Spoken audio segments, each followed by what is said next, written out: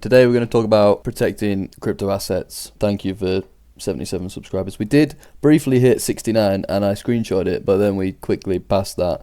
And yeah, thank you for everyone who's subscribing. I would like to mention a couple of other creators that talk about Dogelong Mars a lot. This guy, Alonzo, he does many other things, different cryptos and stuff. He also does mention Dogelong Mars in quite a few of his videos, so worth subscribing to him. Actually, I'm not subscribed. Worth subscribing to him and watching his videos. Another guy, Crypto Brown 321. He pretty much does a Dogelong Mars video every day, so he's very good to keep updated on Dogelong Mars. Dogelong Mars, we've had a week. Yeah, we've had a nice rally at the end of the week. We're just sort of chilling out at this price. We're still at 110 million market cap, nearly 111 million market cap. So we've not breached below that 100 million market cap point. It's not to say we won't. Like I said in my last video, I still think we're going to take a dip down here. Let me go to the live chat. That's good, isn't it? It's kept me a little drawing. This is my prediction. We're on a month candles here. Like I said last week, we could not do this and just keep rallying, surpass this early, but I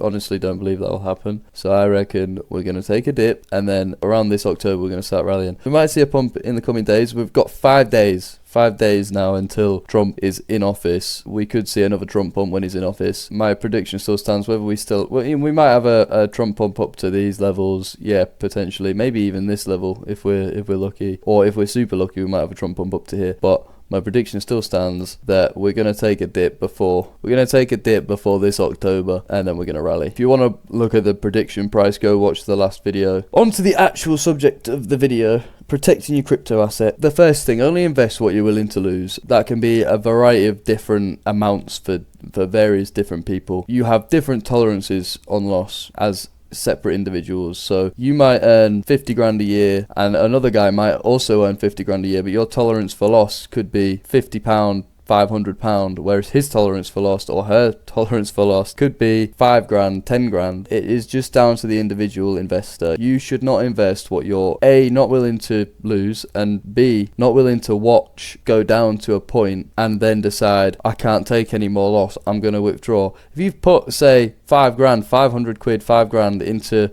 crypto or any form of stock, and this isn't just for crypto, guys, it's for all investments, 500 quid, 5 grand, into a stock, crypto, whatever, and you've watched that 500 drop all the way down to 100 or even less than that, 50. It's now down by, say, 90%. What are you doing taking it out? What is the point? You've now just effectively turned your £500, or for example your 5 grand into £500, or your £500 into 50 quid. You're down 90%. What's the point in taking it out? What's that 500 quid? What's that 50 quid gonna do for you? Fuck all. It will do something for you if you over-invested. If you invested what you can't lose and you got down to that 500 quid and you were on the bones of your ass, you needed to take that 500 quid out or that 50 quid out, do it. That's your fault. You've invested what you can't afford to lose, and that goes for anyone. Tolerance for loss is one of the first things that you should think about. Now you should think about your financial situation. Do you owe any money? Do you have any loans out? Any debt? If you had found an investment, do your calculations. If you've got 6 months left to pay anything with repayments or anything that, say, is interest free, you work out your income, you work out all your expenses, and then you work out whether you can afford to pay this loan off. You can still afford the installments, and you know exactly that you're going to be able to pay that off by the deadline without incurring any extra interest or ruining your fucking credit score, and you've done all your R&D, you've researched the whole thing yourself, you feel confident with the investment, whether it's a loss or a win, you can put that money in and safely know that you're not going to get yourself a fucked credit score and you're not going to incur any interest that is unneeded. You can still afford to live, you can still afford to eat, and you can still afford your bills. And you're not living like an absolute scrub for the next 6 months because you're on the bones of your ass not being able to afford anything. What I wouldn't advise for anyone to do is to see an investment opportunity and go,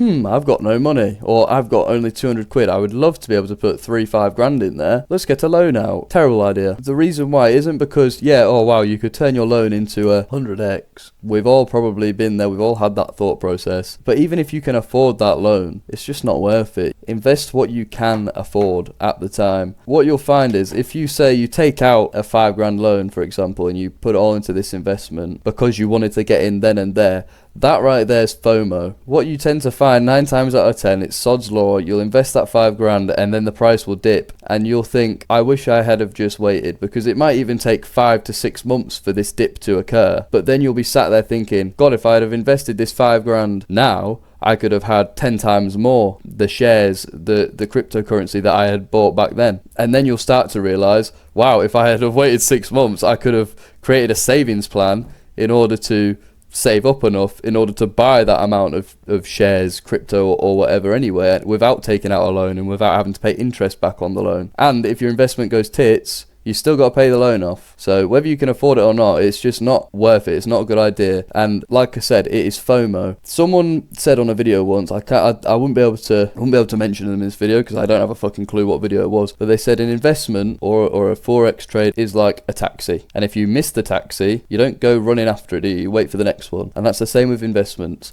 There will always be another investment opportunity. So if you completely miss that opportunity, just wait for the next. Don't get yourself into debt because you don't want to miss the opportunity. That's FOMO, and that's one of the major things to learn in trading and controlling your emotions is don't give in to FOMO. Think about that one. That's a massive one. Don't get yourself in debt in order to try and not miss out on an opportunity. It's a terrible idea. Don't jeopardize your financial stability in order to catch a trade or catch an investment opportunity. Just invest what you can lose and what isn't going to completely ruin your life. You quite often see on Instagram people will be like, oh, me and bro if fucking XRP doesn't work out, and it's them like in Squid Game. If you've gone to that much of a risk in order to invest in crypto stocks or whatever, you're not doing it right. That's FOMO again. Just invest what you can afford in order for it not to affect your financial life. Yeah, of course, it's an investment and you're taking money out of your savings or your bank or whatever and investing it into an investment. So you're still affecting your finances somewhat, but don't invest so much that you've ruined, like I said before, you've got debt, you now can't afford to pay it off. You've got food to buy, you now can't afford to pay it off. You have a mortgage on a house, you can't afford to pay your mortgage, you're now kicked out of the house. You have a family to fucking feed.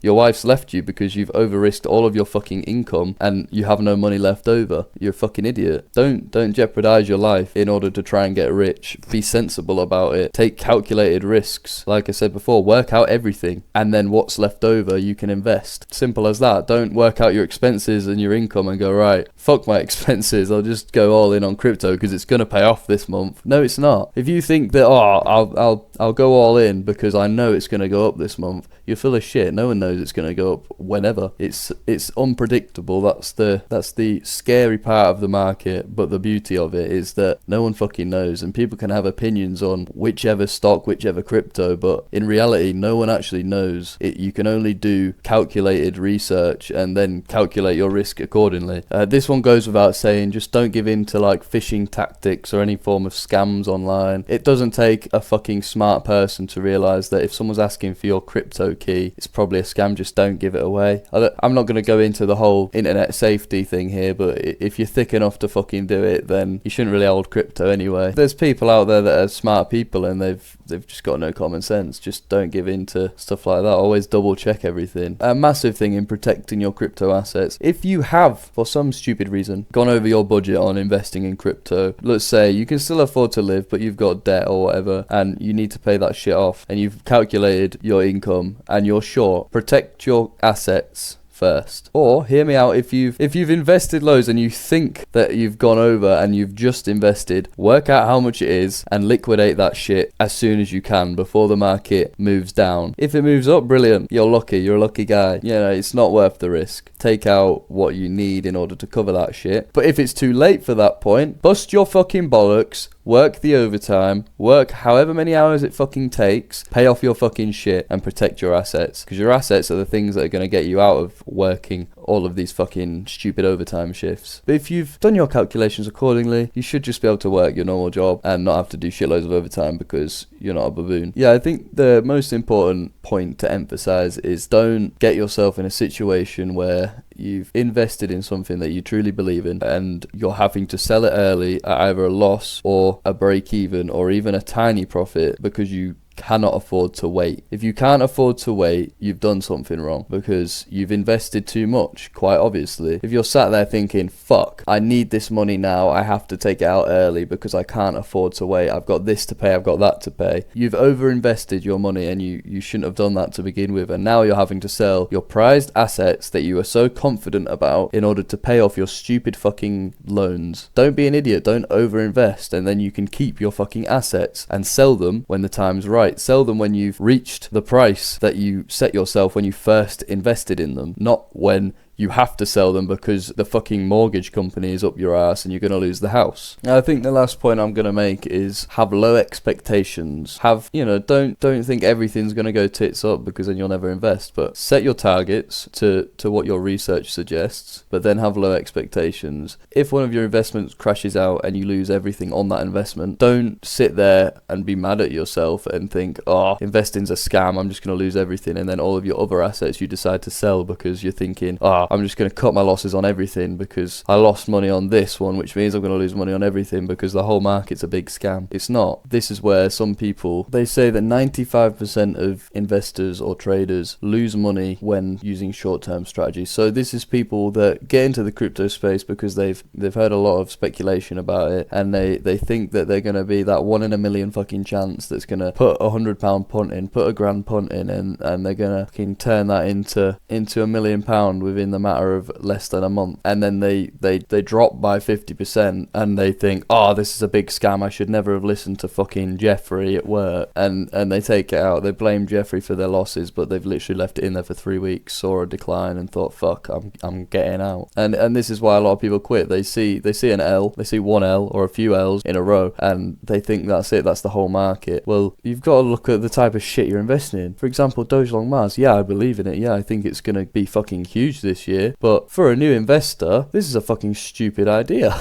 You're investing in something called Doge Long Mars. Like, if you're not going to do your own research and you're purely investing in it because of the fucking name, and you have no trading history, you have no investment history, you have no fucking idea about any of the financial markets, but your first investment is Doge Long Mars, then yeah, you're a fucking idiot, and yeah, you're probably going to lose money because you're not used to the risk tolerance. You're not used to seeing your money go up and down all the time. It fucking freaks you out. You have heart flutters every time you open the fucking app. So yeah, do your own research, and also don't invest in stupid shit if you're not going to do your own research. Do what the majority of the market tells you to do and go for the S&P 500. But if you're actually going to do your own research, shit like this can turn your life around massively, sure. I think a lot of you will agree with me on that if you're a brand new investor, you've just come into the investment space, you've hopped on a crypto exchange, and you've done absolutely fuck all R&D. Clive at work tell you, oh yeah, you should invest in Elon, and you hop on the fucking on the app and you go, oh yeah, he's a fucking dog. Click the buy button and you put £1,000 in with absolutely fuck all research or anything into what the fuck it is, and you don't even understand crypto, you don't even understand how it all works, what a market cap is, you're gonna lose money. And I'm sorry to tell you that, but you are gonna probably lose money 9 times out of 10, probably 99 times out of 100. If that's you, then you're gonna lose money. That's it for the video today. This is not financial advice. Please do your own research. Nutsack, come here, buddy. Nutsack is back. You can tell he's really happy about it. I think we should make a nutsack coin. I think he would be a very good coin. Look at his face. Meow. Meow, meow, meow, meow. That'll be it. That's it. Goodbye.